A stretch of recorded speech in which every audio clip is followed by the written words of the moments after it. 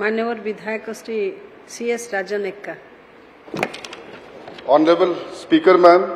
मंत्री महोदय कहते कि जिते नूतन शिल्प गठन करा जाए मिनिमम 90% आमर MOU होता है से unskilled semiskilled and skilled managerial and executive टामर अलग हो दैट इज लेस देन 15% कि जो जंत्री आ जोटा आमर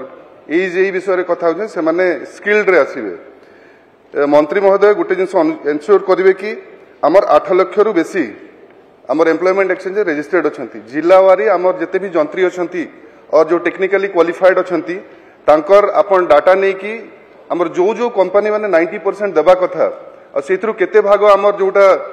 स्किल्ड जोटा लेबर आसर डाटा नहीं कि कलेक्टर मान को निर्देश देवे कि से डाटा गोटे नेबे आउ जदि आमर 90%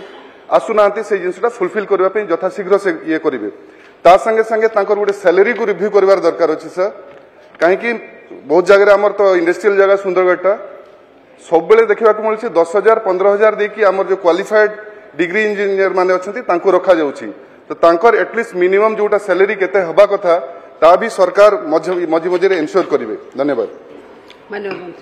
माननीय बाचस्पति महोदया, माननीय विधायक जो कथा रखिले आमे जेतेबेले एमओ करिथाउ सेतेबेले सरकार और शिल्प संस्था मध्य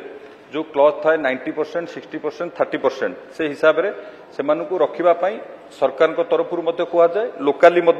डिस्ट्रिक्ट एडमिनिस्ट्रेशन सब बेले सब शिल्प संस्था को कहती जे लोकाल लोक प्राधान्य दवाई एवं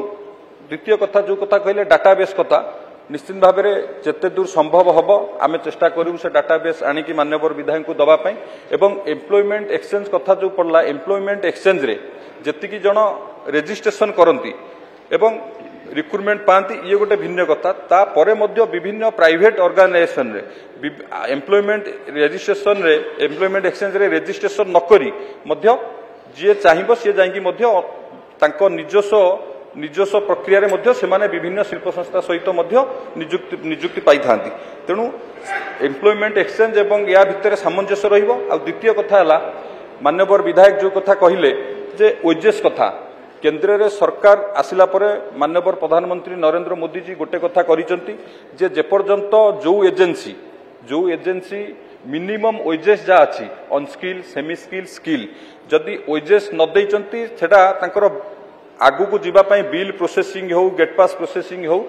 पब्लिक सेक्टर माने से माने बंद करथांती प्राइवेट कंपनी रे या प्राइवेट कंपनी रे माननीय विधायक जो कथा कहले सेथरे उणा अधिक जदि हेउतिबो निश्चित भाव में आमे जिला प्रशासन को आमे आम विभाग तरफ निर्देश देबु आकु तदारक करिवा पई जदि ओजेस रे किछि एपट सेपट होउतिबो निश्चित भाव में जदि किए करूथिबो तांको ऊपर एक्शन नबा पई।